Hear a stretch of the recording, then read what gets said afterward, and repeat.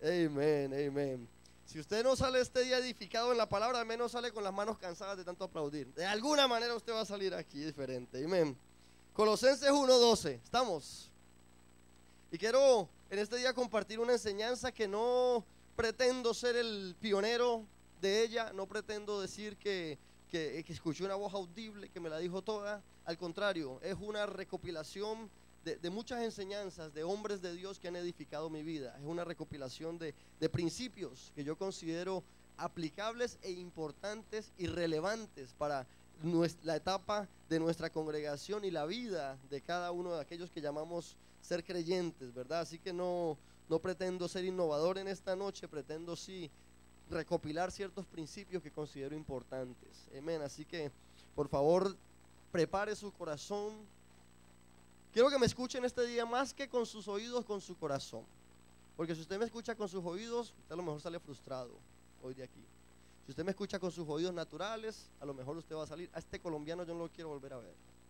Pero si usted me escucha con el Espíritu, si usted en este día prepara su corazón para lo que Dios quiere hablarnos, yo estoy convencido que usted va a poder decir: Él tiene un punto, tiene una razón. Amén. Porque aunque sé que la palabra de Dios edifica, sé que la palabra de Dios emociona, sé que la palabra de Dios nos motiva, en este día ese no es mi principal motivo.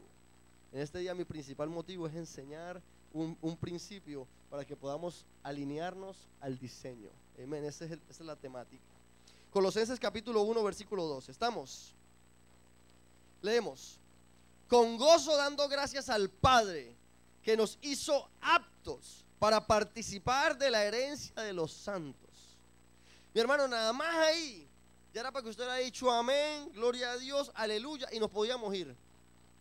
Porque dice: con gozo dando gracias al Padre que nos hizo aptos para participar de la herencia de los santos. En otras palabras, nosotros no pertenecíamos, nosotros no podíamos requerir esa herencia para nosotros, pero Él nos hizo a nosotros aptos. No por mérito propio, no porque éramos los más lindos, no porque somos de Puerto Rico y decimos ajos, no, sino por gracia y misericordia.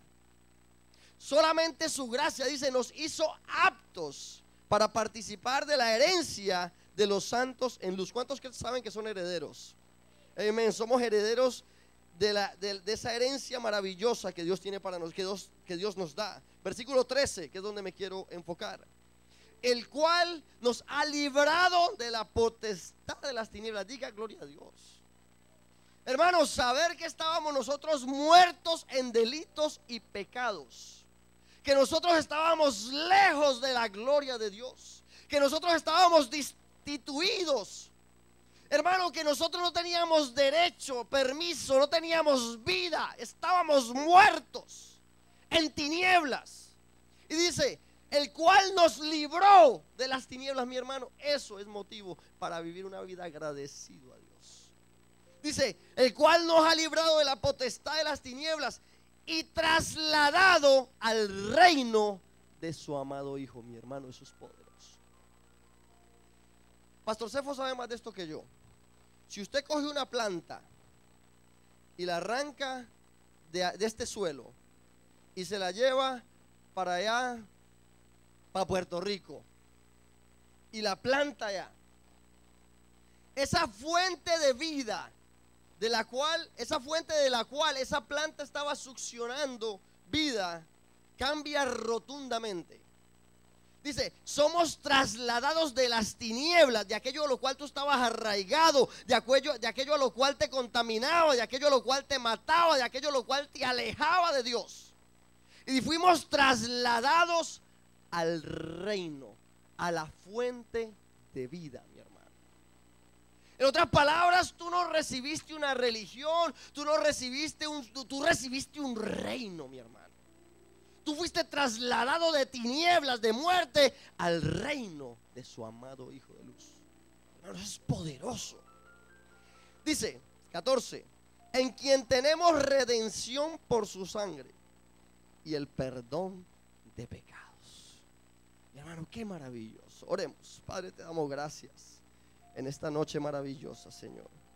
Te damos gracias por estos 35 próximos minutos, Señor, de los cuales te pido, tú prepares nuestro corazón, Señor, y hables a nuestras vidas, para que podamos salir de este lugar, Señor, con una idea, con un concepto, con un principio, Padre amado. Que podamos emocionarnos, sí. Que podamos juntos llorar también. Pero por encima de todo eso, Señor, que seamos edificados en tu palabra, Señor. Y que esta noche, Señor, no sea una noche cualquiera. Sea una noche, Padre amado, en la cual tú aclaras nuestra mente, Señor. Tú nos llevas a comprender, descubrir y desarrollar la idea tuya y el diseño por el cual tú nos has creado, Señor. Te damos gracias en el nombre poderoso de Jesús. Amén, amén. Alineados al diseño, alineados al diseño. Este tema abarca la esencia por lo cual nosotros fuimos alcanzados por Dios. Nosotros fuimos alcanzados por Dios por una razón, por un propósito eterno. Si nosotros no entendemos eso de comienzo, definitivamente lo que vamos a tomar el evangelio como una religión más, como algo que ocupa mi agenda, pero no como algo que ocupa mi vida entera. Vamos a ver el evangelio como simplemente algo que yo hago los domingos en la mañana y algunos miércoles en la noche, pero no vamos a ver el evangelio como la razón de mi existencia. Tenemos que entender que cuando Cristo te alcanzó para darte vida y te dio vida para algo, para un propósito mucho más grande de lo que nosotros podamos muchas veces pensar o imaginarnos.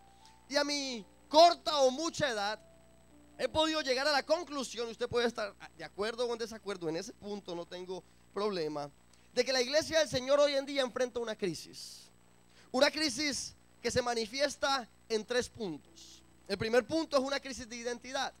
La iglesia enfrenta una crisis de identidad. Es difícil que identifiquemos que verdaderamente cuando venimos a Cristo adquirimos una nueva identidad totalmente. Muchas veces venimos a Cristo y seguimos arrastrando, seguimos doliéndonos, seguimos quejándonos por nuestra vida del pasado y no hemos llegado a comprender en nuestro corazón. A lo mejor lo entendemos teóricamente, pero no en nuestro corazón, de que cuando venimos a Cristo, nueva criatura soy.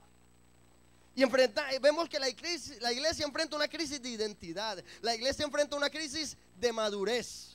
Vemos creyentes que se rehúsan a madurar. Vemos creyentes que han optado por vivir una niñez eterna, una niñez espiritual eterna. Y viven dependiendo de la leche espiritual eternamente. No me tienen que mirar mal tampoco, ¿ok? Crisis de identidad, crisis de madurez, y también enfrenta una crisis que yo creo que es la más difícil, de agradecimiento. Hoy en día vemos más creyentes que se quejan que creyentes que agradecen. Y yo creo que eso parte porque no hemos comprendido verdaderamente la obra de la cruz. Cuando nosotros entendemos lo que verdaderamente Cristo hizo en aquella cruz, nosotros tenemos motivos suficientes para agradecer a Dios, así sea debajo de un puente, mi hermano. Porque en aquella obra de la cruz nos libró de cosas las cuales son requeridas de la eternidad, no de las cosas temporeras de la vida cotidiana, de la eternidad. Las cosas de la eternidad fueron solucionadas en aquella cruz. Entonces, yo creo que estas 3 manifestaciones de la crisis de identidad, de madurez y de agradecimiento son simplemente la manifestación de algo más profundo. Y es que muchas veces desconocemos el diseño de Dios para nuestras vidas. Y cuando desconocemos el diseño de Dios, erramos en la edificación. Y si erramos en la edificación, atrasamos el propósito de Dios para nuestras vidas. Por eso en este aniversario queremos hablar alineados al diseño. Alinearnos al diseño por el cual Dios nos creó. ¿Cuál es la intención de Dios para con el hombre? ¿Cuál es la idea de Dios para su iglesia? ¿Cuál es la intención de Dios para nosotros, sus hijos? ¿Cuál es el diseño bajo el cual debemos de edificar o debemos de ser edificados? Dios consistentemente ha dado diseño a su pueblo, a sus hijos. Podemos ver desde Génesis hasta Apocalipsis que Dios siempre ha dado un diseño. Podemos ver en Noé el cielo hablaba lluvia y Noé edificaba un barco. Usted no veía al cielo hablando lluvia y Noé edificando una casa. No tiene sentido. ¿Por qué? Porque el diseño que se edifica en la tierra tiene que ser consistente con lo que el cielo habla. Entonces Noé edificó un barco de acuerdo al diseño que Dios le dio. Moisés edificó según el diseño que le correspondió. Cada parte, cada pieza del tabernáculo iba alineada a un diseño. Moisés no tenía opinión. Moisés no decía, pero es que yo lo quiero amarillo en vez de púrpura. No. La idea de Moisés era simplemente obedecer a lo que el cielo le estaba diciendo que edificara. Tengo los versículos bíblicos, pero necesito avanzar. David entendió que el diseño del templo él lo recibió del cielo. Lo puede buscar después en su casa en Primera de Crónicas 28:19. Pero también tuvo el discernimiento de entender que aunque él recibió el diseño, él no tenía que edificarlo. Entonces, definitivamente necesitamos estar conectados, comprender cuál es el diseño, qué es lo que Dios nos está hablando, qué es lo que Dios nos está diciendo, cuál es la intención de Dios para nuestras vidas.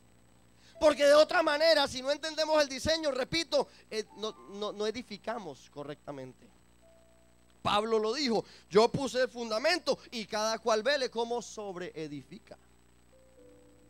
Entonces, definitivamente que cuando hablamos de iglesia, también tenemos que ver y entender que Dios nos ha dado un diseño bajo el cual debemos de edificar, del cual es el que quiero hablar con ustedes hoy.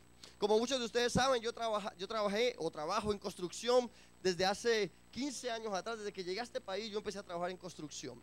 Y yo tengo yo estudié como 2 semestres de arquitectura en Colombia. Eso no es nada, no es para que me aplauda tampoco, ¿ok? Pero el punto es que yo llegué a comprender que tú llegas a una obra, tú llegas a un terreno baldío. Y en ese terreno baldío, en un terreno vacío que no hay nada, siempre lo primero que se monta es una mesa. Y en esa mesa se montan unos planos. Y en esos planos está el diseño. Y todo aquel que viene a edificar usa esa mesa como referente. Si yo estoy construyendo una pared y mientras pongo la pared me viene una duda, ¿pero de qué color era la pared? Pues entonces yo tengo que ir ¿a dónde? A la mesa. Y en esa mesa está el plano del cual yo me voy a dejar guiar. Si yo estoy construyendo la pared y Andrés Campo, como buen colombiano, va a decir, pero esta pared como que no se ve bien aquí, yo como que prefiero ponerla acá. No importa que yo tenga 2 semestres de arquitectura, no tengo derecho ninguno de mover esa pared para acá. ¿Por qué? Porque no va de acuerdo al diseño. Cuando una persona está edificando, lo primero que tiene que hacer es entender que existen unos planos de los cuales debemos de copiar, ver, velar. No hay nada nuevo que inventar, está en el diseño que Dios nos dio. Cuando hablamos nosotros en el ámbito natural, si yo como Andrés Campo vengo a inventar en la construcción, a construir lo que a mí me da la gana, yo estoy exponiendo mi cuello para que me echen. Pero tristemente cuando hablamos de la iglesia del Señor, y yo quiero venir a inventar en la iglesia del Señor, le llamamos innovador. Pero verdaderamente estamos violentando el diseño bajo el cual Dios nos entregó. Mira, aquí está el plano. Ahí está el diseño. Tú no tienes que inventar, tú tienes que seguir el diseño. Y mientras tú edificas según el diseño, tú tienes el respaldo de aquel que lo diseñó, de aquel que lo hizo, de aquel que se tomó el tiempo de crear una idea y plasmarla en un plano. No importa qué tan sucio pueda estar el lugar, no importa cuánto vacío pueda haber en ese terreno, siempre y cuando haya una mesa con unos planos, hay esperanza de que ese terreno que está vacío algún día llegue a estar lleno de hermosura. Hermano, usted puede ir por el mall y usted puede ver los locales más desbaratados por dentro, pero mientras haya una mesa, y hoy en día con una computadora de última tecnología, hay esperanza de que ese lugar vacío, sucio, llegue a ser un lugar precioso para hacer algo, cumplir un propósito en el mall. mientras haya esperanza, mientras tú estés alineado al diseño, no importa qué tan lejos tú pienses que estés, no importa qué tan sucio tú pienses que estás, no importa qué tan desordenado tú creas que estás, mientras tú te alinees al diseño, mi hermano, el diseñador te va a bendecir. Porque hay un diseño del cual Dios respalda. Esa mesa con esos planos son el lugar donde todo aquel que edifica tiene que ir a indagar, tiene que ir a investigar. Y Pablo nos habla del diseño de principio a fin. Lo podemos ver en el Nuevo Testamento, a través del Génesis y Apocalipsis. Podemos ver el diseño, y de eso es lo que quiero hablarles a ustedes. Pero hoy en día quiero hablarles, creo que de un solo punto, porque a lo mejor no vamos a tocar los 7 que quería tocar con ustedes. Romanos 5:17, si me acompañas ahí en la pantalla para ir ahí rapidito. Quiero hablarte de un diseño, la intención de Dios para con sus hijos a través de Cristo. Un punto, un aspecto nada más quiero tocar contigo. Romanos 5:17 dice: pues si por la transgresión de uno, refiriéndose a Adán, si por la transgresión de uno reinó la muerte, desde que Adán falló, reinó la muerte. Dice, mucho más, diga conmigo, mucho más reinarán en vida por uno solo, Jesucristo, los que reciben la abundancia de gracia y el don de justicia. Mi hermano, eso es un versículo poderoso, que desde Adán hasta Cristo reinó la muerte, pero en Cristo nosotros venimos a reinar en vida. Mucho más reinarán en vida por uno solo, Jesucristo, los que reciben la abundancia de gracia y el don de justicia. El problema es que como en la iglesia hay una crisis de identidad, le dije, una crisis de madurez y una crisis de agradecimiento, cuando nosotros leemos reinar en vida, ¿qué es lo primero que viene a nuestra mente? Placeres carnales. Lo primero que viene a nuestra mente es riquezas naturales. Y ignoramos y obviamos lo que verdaderamente es importante cuando se trata de Dios y Cristo en nuestras vidas. Reinar en vida va mucho más allá de lo natural, va mucho más allá de lo que tú puedas poseer, va mucho más allá del dinero que puedas tener en tu bolsillo, va a la raíz del problema. Reinar en vida es que tú puedes vivir una vida libre de opresión y condenación. Reinar en vida significa que ahora tú tienes la influencia de un gobierno. Reinar en vida significa que tú puedes manifestar esa vida que ahora te posee, que es Cristo en ti. En otras palabras, reinar en vida es la expresión de la autoridad que Cristo nos devuelve. Reinar en vida, mi hermano. Tú fuiste sacado de la esclavitud del pecado a la libertad gloriosa de los hijos de Dios en Cristo, para poder reinar por encima de aquello que antes te reinaba. Antes te reinaba el pecado, antes te reinaba la muerte. Cuando tú estás en Cristo, ahora reina la vida en ti, para Cristo reinar a través de ti. Que tú seas la expresión de vida de Cristo. Fuimos diseñados a través de Cristo para reinar en vida. Y para poder entender esto, tenemos que ir al Génesis, mis hermanos. Y el Génesis podemos ver que en el principio de los tiempos, justo cuando Dios pone en moción su plan eterno, podemos ver que la tierra estaba desordenada y vacía, pero ya Dios tenía un diseño. Ya Dios tenía un diseño. La tierra estaba desordenada y vacía, pero Dios tenía un diseño en su mente. Y en el Génesis vemos la manifestación de ese diseño. Lo primero que Dios hace es traer orden sobre aquello que está desordenado. Después que trae orden, dice que aquello que estaba vacío lo llenó. Y después aquello que ordenó y que llenó, dice que lo bendijo. Aquí está el principio. Dios solo bendice lo que Él llena. Y Dios solo llena lo que primeramente ordena. Por eso es que en Cristo, mi hermano, nosotros podemos reinar en vida. ¿Por qué? Y por eso Efesios 1:3 nos dice que hemos sido bendecidos con toda bendición espiritual. Porque Cristo en nuestras vidas viene a ordenar, viene a organizar, viene a manifestar en ti la vida de Dios, mi hermano. Por eso en Cristo somos bendecidos, porque Cristo viene a nuestras vidas a organizar. Aquello que había muerte, ahora Él trae vida. Aquello que era estéril, ahora fructifica. Aquello que estaba lejos, Él lo acerca. Todo, mi hermano, en Cristo es la esencia de todo lo que Dios quiere hacer con nosotros. Dios no bendice lo que Él no llena, y Dios no llena lo que Él primeramente no ordena. Y todo lo que tiene un orden divino es lo que tiene la garantía y el sello de la bendición de Dios. Hay un orden, diseño y forma establecido por Dios para expresar su propósito. Esa tierra que Dios había ordenado, esa tierra que Dios llena, esa tierra que Dios bendice, ahora necesita un administrador de todos esos recursos. Dios llena la tierra de los vastos recursos, llena la tierra de riquezas naturales. Y dice, pero yo necesito a alguien que me represente dentro de todas esas riquezas. Y entonces viene donde entra Adán y Eva en moción.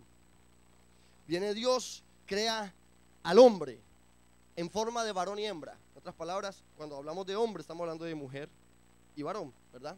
Entonces crea a varón y hombre, a varón y hembra a imagen y semejanza. Cuando hablamos de imagen, no estamos hablando de algo que se parece. Cuando hablamos de imagen, estamos diciendo que la imagen es la proyección de una realidad. Cuando usted se mira en el espejo, ese espejo no se parece a usted. Ese espejo es el reflejo de que usted existe. Entonces, cuando hablamos de que Adán y Eva eran la imagen de Dios, estamos hablando de que Adán era la evidencia de que Dios existía. Eran el reflejo de Dios en la tierra. Y dice que a ellos los llenó de imagen. Y esa imagen proyecta la existencia de una realidad. Ese hombre recibe la vida de Dios y Dios le imparte su naturaleza y Dios le imparte también de su gloria. Dice imagen y semejanza. Cuando hablamos de semejanza en el hebreo, yo no me lo inventé, mi hermano. Vaya, busquen Apóstol Google y ahí está también, ¿ok? Cuando hablamos de semejanza en hebreo, está hablando de manera de operar. Entonces, era la imagen de Dios, en otras palabras, el reflejo de la realidad de que Dios existe. Y semejanza, en otras palabras, debía de operar de acuerdo y en la misma forma en que Dios opera. En otras palabras, la misma autoridad que Dios tenía sobre la creación se la cedió al hombre para que administrara y gobernara sobre la tierra. Y le dijo, y usted conoce esas palabras maravillosas que Dios le dice, que dice que les juzgue, gobierna, multiplícate, fructifícate. El hombre recibe la gloria de Dios. Y por eso cuando Adán y Eva fallan, según Pablo dice que fueron destituidos de la gloria de Dios, de la influencia que Dios les había dado sobre la creación. Ahora son destituidos. El hombre es representante del gobierno de Dios en la tierra, receptor de su gracia, reflejo de su gloria. Y ese hombre que Dios crea le da todo lo necesario para que cumpla el propósito. Dice, y lo bendijo. Creó a Adán y Eva a su imagen y semejanza. Y dice, y lo bendijo. A mí me gusta eso, porque es que cuando hablamos de bendición a veces lo decimos tan simple, y yo creo que la bendición es un poco más profundo de lo que nuestra mente pueda muchas veces entender. Porque ahí no vemos la bendición como una experiencia sensorial. Ahí no vemos la bendición como que, mírame los pelos, mira cómo se me pusieron. Ahí no vemos la bendición como Adán no empezó a hablar en lenguas, aunque creamos en el hablar en lenguas. Pero en ese momento dice que lo bendijo y les dijo. Esa palabra que Dios les habló venía cargada con todo lo necesario para que ahora Adán y Eva estuviesen habilitados para cumplir una asignación de parte de Dios.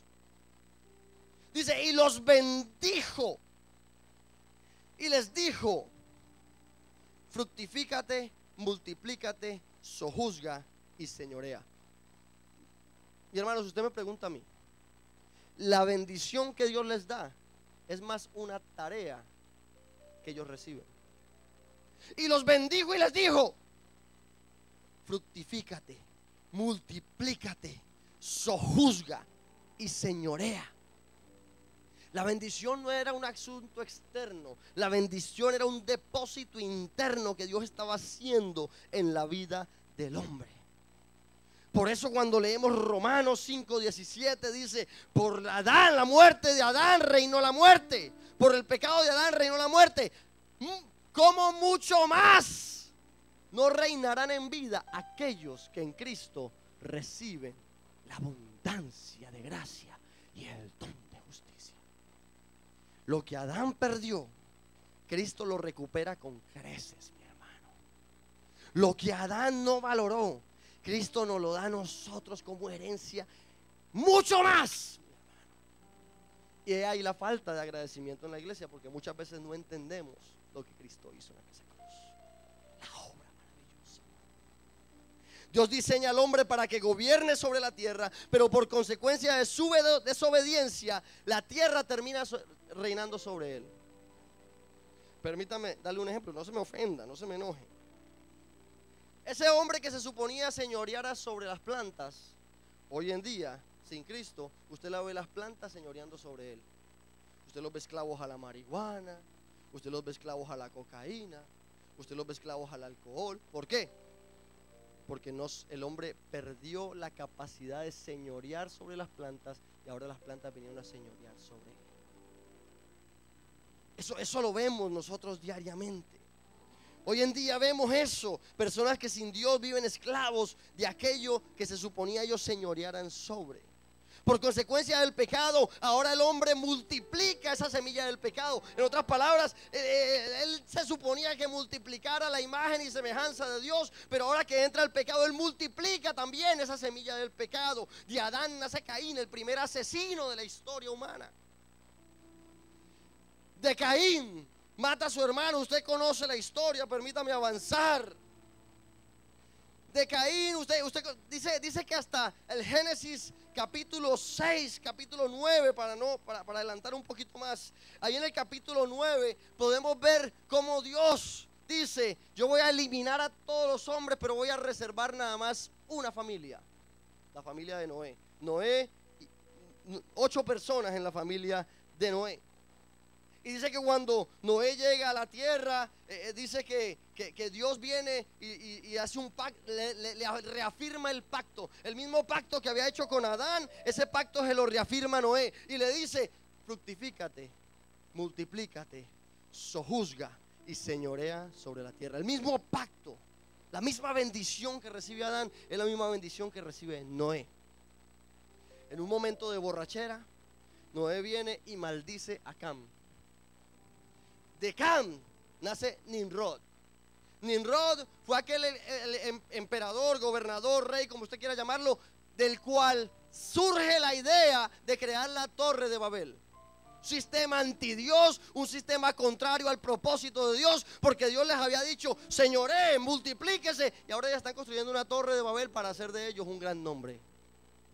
Contrario a la asignación que Dios les había dado, un sistema antidios. De ahí sale, de ahí vemos cómo Dios dispersa ese sistema, lo desintegra. Y aunque el hombre aborta el diseño de Dios, Dios no renuncia a su propósito con nosotros. Ahí en el capítulo 12 del Génesis podemos ver cómo Dios llama a un hombre y le dice: de ti haré una gran nación. Analice esto. Primero Dios trata con un hombre, Adán. Usted conoce la historia, Adán falla. Después Dios trata con una familia, la familia de Noé. Usted conoce la historia, la familia falla. Y ahora Dios no trata ni con un hombre ni con una familia. Dice: Abraham, de ti haré una ¿qué? Gran nación. De los lomos de Abraham sale la nación de Israel. Porque aunque Adán falló al diseño y cuando Dios falla el diseño, Dios levanta a una familia y de esa familia falla el diseño. Ahora Dios levanta una nación. En Génesis 12 lo podemos ver. Dios habla con la nación de Israel, hace pacto con la nación de Israel. Le dice: de ti haré una nación grande, un reino de sacerdotes que serán mi referente para las demás naciones. Ustedes van a ser luz, van a ser sal a las demás naciones. Ellos debían de ser el modelo a las demás naciones de la tierra, porque la promesa que se le hizo a Abraham es: en ti serán benditas todas las naciones de la tierra. Pero Israel, con su mentalidad nacionalista, se sectarizaron y tomaron posición de algo que se suponía ellos modelaran a las demás naciones. Nación de Israel tuvo el privilegio de ser elegida por Dios, no por sus méritos, pero por la gracia de Dios. El plan de Dios era que la nación de Israel fuese un faro a las demás naciones de la tierra, pero Israel desentendió ese pacto. Dios crea a Adán, no entendió el diseño. Dios llama a una familia de Noé, abortaron el diseño. Dios levanta de Abraham una gran nación y ellos se desentendieron del pacto, abortaron. En la medida en que el hombre se alejaba del diseño, Dios no renunciaba a su propósito eterno. Vez tras vez Dios levantaba a la nación de Israel profetas que les recordaban el diseño divino, pero ellos hacían caso omiso. Es más, a Jonás Dios lo levanta para que vaya y le predique a una nación pagana. ¿Y cuál fue la actitud de Jonás? ¡No! ¿Por qué? Porque tenía una mentalidad nacionalista. En Jonás vemos un profeta que no quería, se rehusaba a obedecer al diseño, al designio que Dios le estaba dando. Y cuando Dios lo envía a predicar a una nación pagana como Nínive, su orgullo patriótico podía más. De la nación de Israel vino el mismo Dios. Dice que nació de una virgen israelita, Virgen María. Usted conoce eso. Dice que Dios toma forma de hombre y nace a través de María. En Juan capítulo 1 versículo 11 podemos ver uno de los versículos más tristes que podemos ver en la escritura, según los que saben, ¿verdad? Dice: a los suyos vino y los suyos no le recibieron. No a los suyos vino, es a lo suyo, a su propósito, a su causa, a cumplir su diseño. Y dice que los suyos no le recibieron. Pero más a todos los que le recibieron, a los que creen en su nombre, les dio potestad de ser hechos hijos de Dios, mi hermano. Gloria a Dios por ese de que a los suyos vino, pero los suyos no le recibieron. Pero todos aquellos que le recibimos, nos da potestad de ser hechos hijos suyos, mi hermano. Qué maravilloso. El hombre falla, una familia falla, la nación falla, la intención de Dios. Pero ahí es donde nace de los labios del mismo Cristo: yo edificaré mi iglesia. Falló un hombre, falló una familia, falló una nación, y Dios levanta su iglesia. Hermano, qué poderoso es eso. Entender que nosotros somos la iglesia del Señor. La iglesia que el mismo Cristo dijo desde sus labios: yo la edificaré. Hermano, entender de que nosotros somos colaboradores de Dios para su diseño. Pero Él dijo: yo edificaré mi iglesia. Mi hermano, y a mí como pastor eso me da una tranquilidad tremenda, porque entiendo que el jefe no soy yo, porque entiendo que el de las ideas no tengo que ser yo, es Cristo operando a través de su iglesia. Los dones, los talentos no fueron dados a un hombre especial, fueron dados a su cuerpo, a su iglesia. Y cuando nosotros entendemos ese diseño, mi hermano, el caminar de fe y la vida de iglesia se convierte en la experiencia más maravillosa que cualquier ser humano pueda experimentar. Entender que vivimos y existimos por un propósito, por una causa, y no simplemente para reunirnos a bochinchar los unos de los otros. Propósito, causa, definen mi caminar. No circunstancia, que si estoy bien, que si estoy mal. No, es el propósito de Dios. Cuando un ser humano, cuando un creyente entiende eso, mi hermano, ya no hay ni que llamarlo cuando no viene a la iglesia. Porque sabemos y entendemos que si no vino a la iglesia es porque había propósito de causa por la cual él no llegara. Pero si seguimos nosotros en niñería, pues no fui, no me llamaron. Entonces convertimos la iglesia como un club social, donde mis necesidades tienen que ser suplidas. Y entonces la iglesia se convierte donde las necesidades tienen que ser suplidas. Y aunque la iglesia sí supla necesidades, pero no es la razón principal por la cual la iglesia existe. Está muy duro eso, mis hermanos. La razón principal por la cual la iglesia existe es para manifestar el diseño de Dios. Por eso es alineados al diseño. Permítame seguir avanzando. Cuando Cristo dice, yo edificaré mi iglesia, ¿qué es lo primero que viene a nuestra mente? Yo le aseguro que lo primero que viene a nuestra mente es una catedral católica. Lo primero que viene a nuestra mente es estas 4 paredes.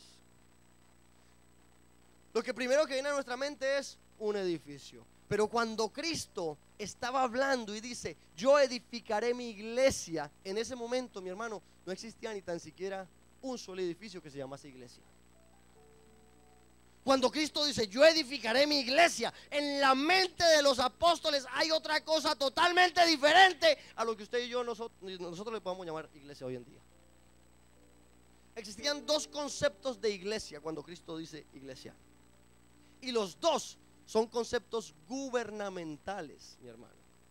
El primero, la palabra iglesia o eclesia, se habla de los llamados afuera.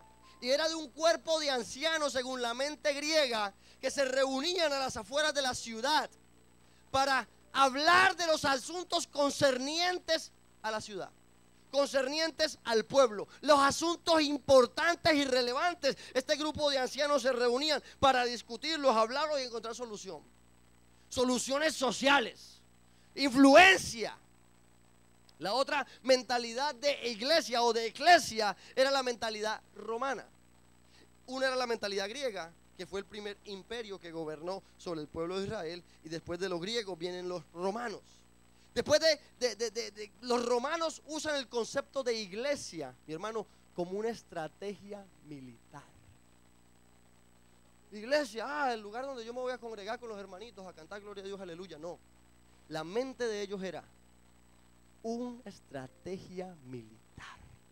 ¿Sabe cuál era la estrategia militar romana? El imperio romano usaba una estrategia que llamaba eclesia. Y el concepto de ellos era entrenar un grupo de personas, los cuales después infiltraban en las ciudades. Usted sabe que las ciudades antes estaban rodeadas por muros. Entonces, para poder venir, habían maneras de conquistarla. Usted venía a la fuerza, quemaba las puertas, sitiaba la ciudad, cargaba de hambre a la gente para que la gente después saliera y toda esa cuestión. Pero esta es otra estrategia que usaba el imperio romano, que era entrenar un grupo de personas que los iban a infiltrar dentro de la ciudad, los cuales después del tiempo ellos estaban en la ciudad, pero no eran de esa ciudad.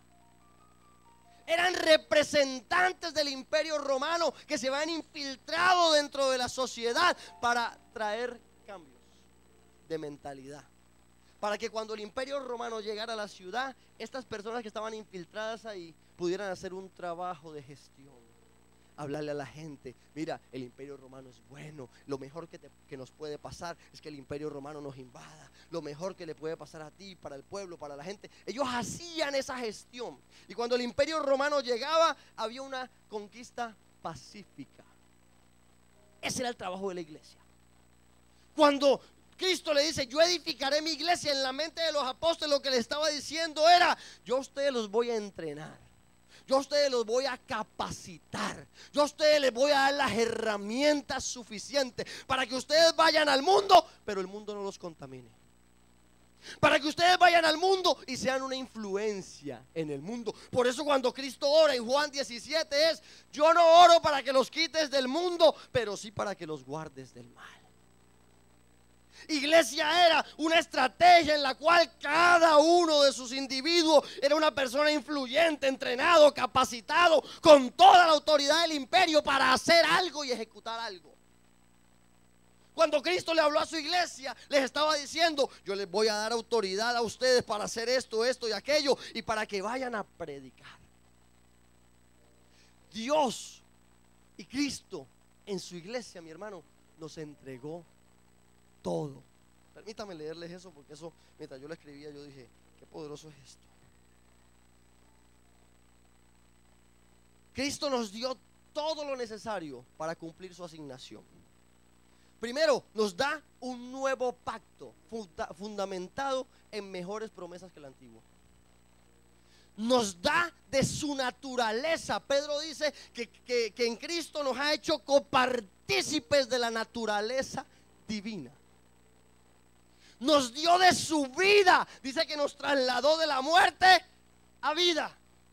Nos dio una nueva identidad, nos dio una gracia abundante, nos dio la unción del Santo, nos dio una garantía eterna, nos dio de su Espíritu Santo para que nos guíe. Dice que ahora nosotros tenemos la mente de Cristo. Dice que nos reafirma en su propósito y nos modeló el diseño. Hermano, Cristo nos solucionó los verdaderos problemas de la vida.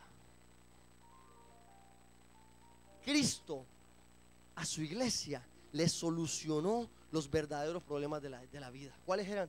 El pecado. El pecado que mataba, el pecado que acusaba, el pecado que señalaba, el pecado que nos castraba el propósito. Cristo en aquella cruz lo solucionó.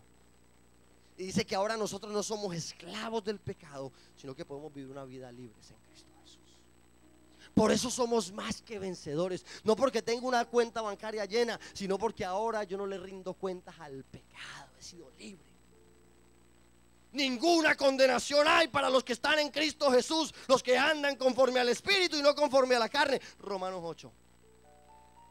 Y ahora no hay condenación para sus hijos. Dice que nos dio naturaleza divina, que nos dio su gracia abundante, que nos redimió, nos justificó, nos santificó y nos glorificó. Mi hermano, nos dio todo. Este soy yo, ¿verdad?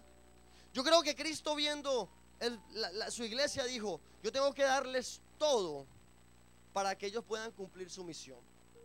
Yo tengo que darles todo para que ellos no anden buscando fuera lo que ya llevan dentro.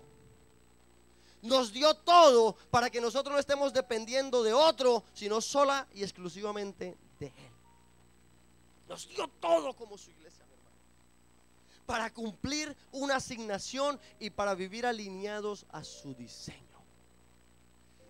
Esta iglesia que Cristo edifica es una iglesia completa que no le hace falta nada. Todo lo que Adán perdió, Cristo lo recupera para su iglesia con creces, para que podamos reinar en vida. Pero me temo que al igual que Adán, me temo que al igual que la familia de Noé, me temo que al igual que el pueblo de Israel, nos hayamos desviado del verdadero diseño por el cual fuimos instituidos como iglesia. Y hoy en día ya no seamos una bendición para las naciones, sino que nos sectarizamos y hicimos de la iglesia una religión más del mercado. Comercializamos tanto la iglesia que ahora los que fabrican el pescadito, mi hermano, se han hecho millonarios con el pueblo cristiano. Mi pregunta será: ¿será que estamos ignorando el diseño divino por la complacencia humana? ¿Será que hemos dejado de expresar el reino por entretenernos con nuestros deseos y caprichos? ¿Será que al igual que el pueblo de Israel, hemos hecho de la adoración y servicio a Dios un asunto de templo y no una expresión de vida? Es una pregunta que yo me hago. ¿Será que para la iglesia lo más importante son las 4 paredes que la encierran y no la expresión de vida que manifiestan a un mundo para los cuales necesitamos ser luz y sal? En el nuevo pacto, mi hermano, todo está reconciliado en Cristo. Si tienes a Cristo, lo tienes todo. Por eso tú no vas Por eso tú no ves a ningún apóstol construyendo altares.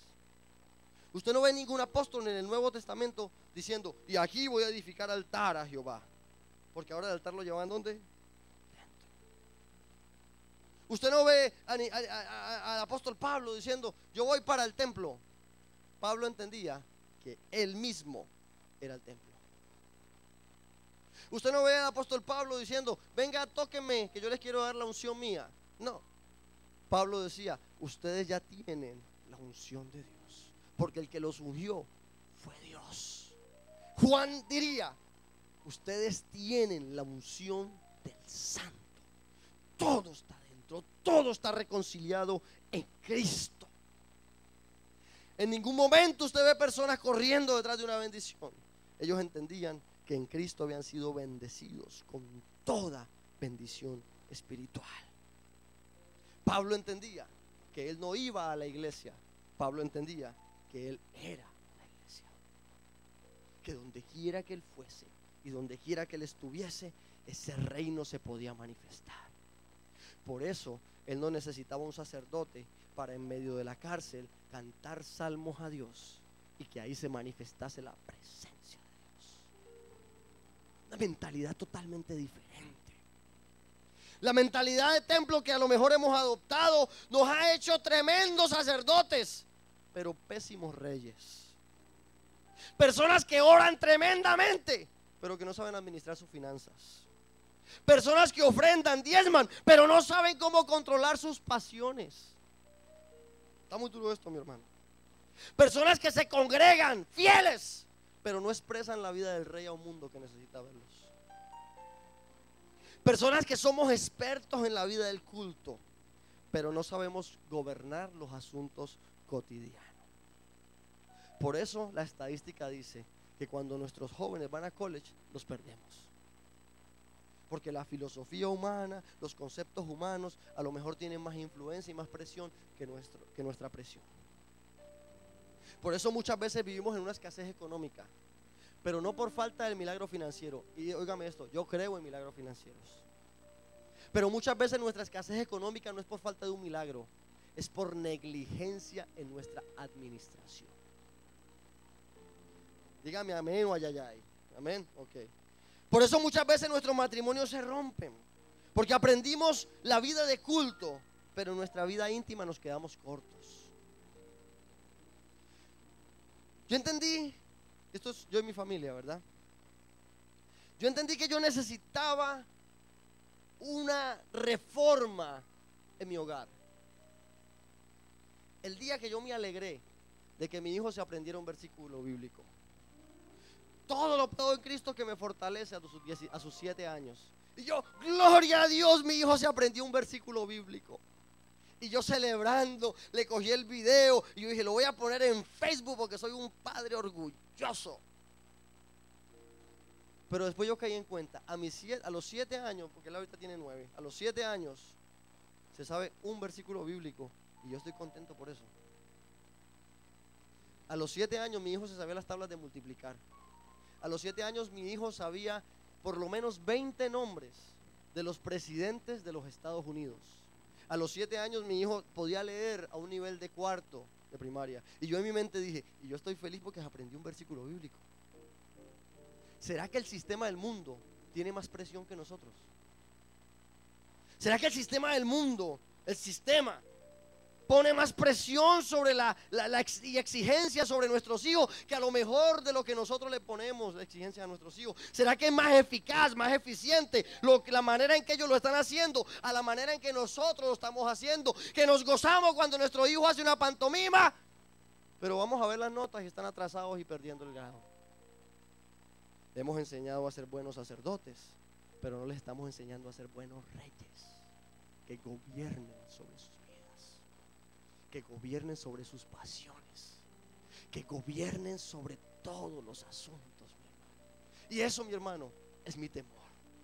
Y eso, mis hermanos, es lo que yo quería exponerle a ustedes. Me llevó a preguntarme, ¿será que el sistema tiene más presión que yo? Me llevó a preguntarme, ¿será que nosotros somos más tolerantes cuando el sistema del mundo exige? Pero cuando la iglesia nos exige, nos enfogonamos y nos vamos. Dígame amén o ayayay. Hermano, mire, no se me enoje, pero esta es la realidad. Usted va a su trabajo y llega 10 minutos tarde y a usted lo regañan. Usted va a la universidad y llega 10 minutos tarde y ya la puerta está cerrada, ni entre. Usted llega media hora al culto y alguien le dice algo y usted se enfogona y se va para otra iglesia. Dígame amén o ayayay. Porque hemos aprendido a ser buenos sacerdotes, pero malos reyes. No sabemos administrar sobre nuestras vidas. No sabemos administrar nuestro tiempo. La iglesia nos pone un poco de presión, nos enfogonamos. Me he llevado a preguntarme, ¿será que hemos hecho de la iglesia del Señor algo místico para calmar nuestra conciencia religiosa y no algo práctico para yo poder reinar en vida en todos los asuntos?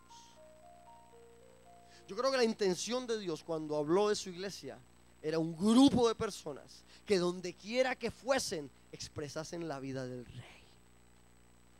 Dice la Biblia que la sabiduría de Dios ahora es dada a conocer a través de su iglesia. Usted lo ha leído, Pablo lo dice. La sabiduría de Dios ahora es dada a conocer a través de su iglesia. Usted entiende la responsabilidad que como iglesia tenemos.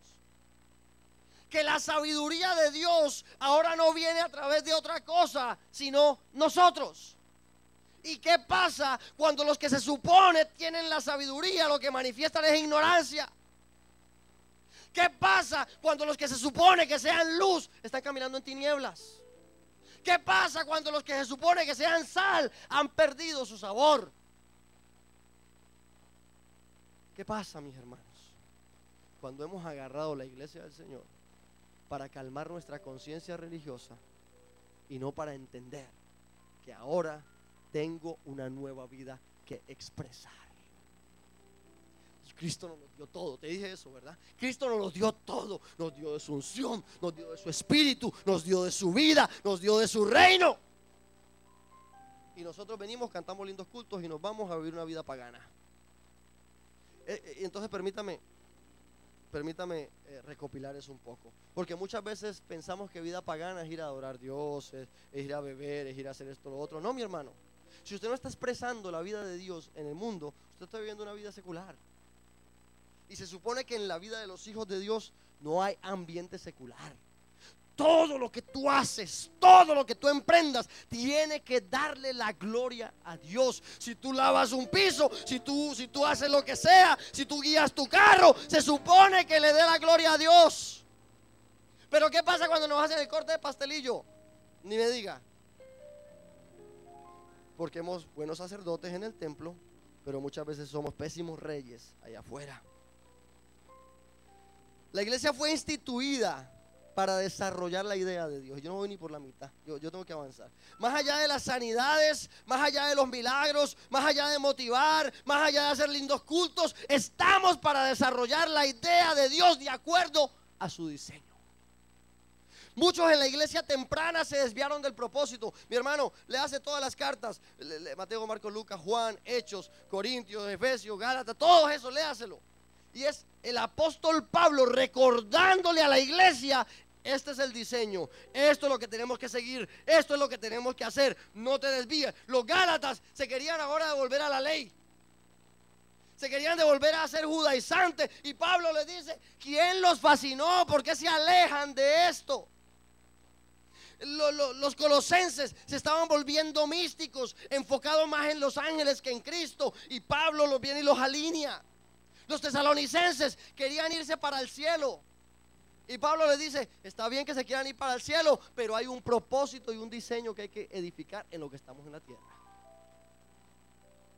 A los efesios, a los corintios pensaban que la intención era simplemente manifestar dones y un desorden profético loco, y Pablo viene y los alinea, los organiza. Les recordaba el diseño: para esto fuimos puestos, para esto Dios nos llamó, esta es la causa eterna. Siempre alineando, pues, hermano, porque es fácil desviarnos, es fácil alejarnos de la intención de Dios. Hoy en día vemos que la iglesia tiene una mezcla de todo: misticismo, judaísmo, desorden profético, y encima de todo, al igual que los tesalonicenses, queremos irnos para el cielo. escapismo. Llévanos, Señor, ven, Cristo, ven. Queremos morirnos. Y la verdad es que, como dice Pablo, si nos vamos con Él, maravilloso. Pero si estamos aquí, para Él estamos aquí, para cumplir un propósito, un diseño. La revelación del diseño de Dios es proporcional a la obediencia. Si nosotros no estamos dispuestos a obedecer, Dios no lo va a revelar. Dios, revélame tu propósito, pero en nuestro corazón lo que queremos es tener una experiencia religiosa, pero no verdaderamente caminar en eso que Dios quiere hablarnos. Y el diseño de Dios es proporcional a nuestra obediencia. Y yo estoy seguro, mi hermano, estoy cerrando, que cuando tú te conviertes en un recipiente de la idea y el diseño de Dios, esa idea de Dios te sostiene. Cuando Pablo dice, el que está en el evangelio, que viva del evangelio, lo que estaba diciendo no es solamente aquellos que predican y los pastores de iglesia. Todo aquel que predica el evangelio, sea adentro y sea afuera, vive del evangelio, mi hermano. El trabajo que tú tienes va a ser por la gracia y misericordia de Dios. Las puertas que Dios abre va a ser por la gracia y misericordia de Dios. Todo lo que tú hagas y emprendas es por la causa del evangelio.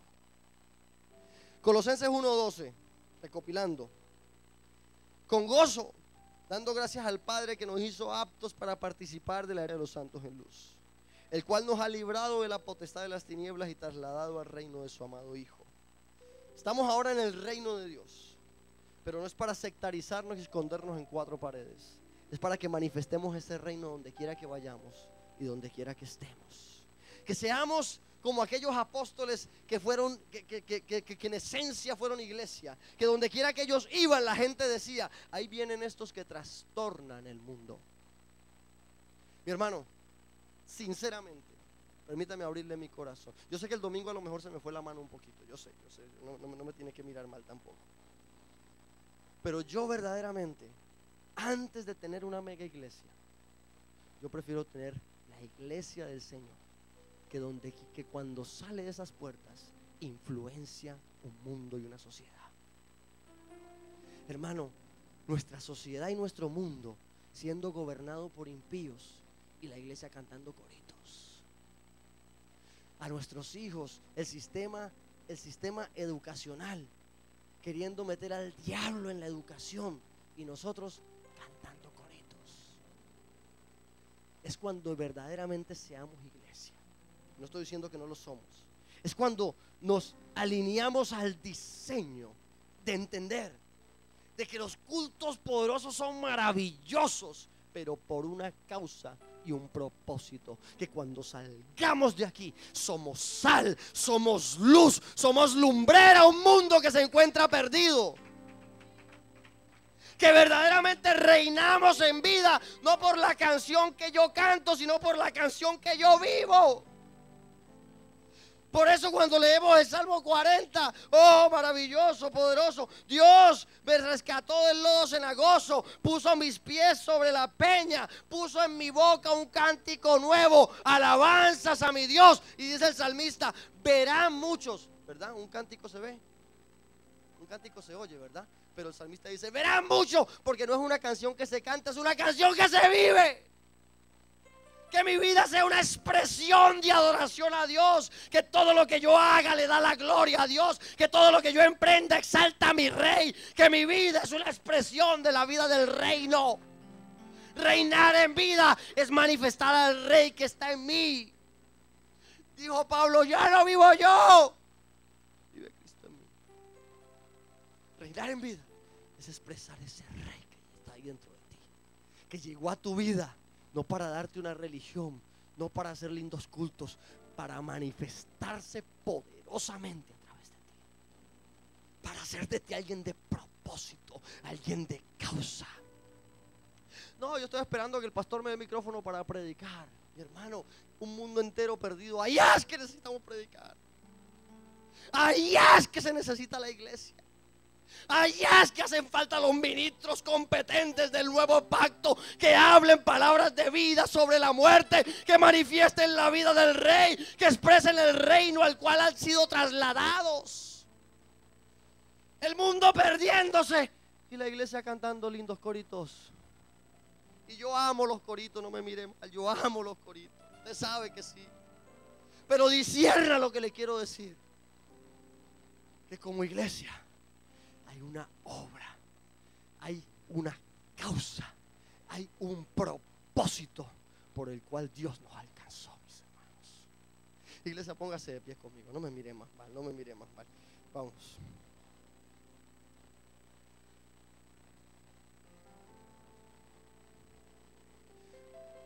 Ustedes han escuchado o leído la historia cuando el rey Salomón es visitado por la reina de Saba.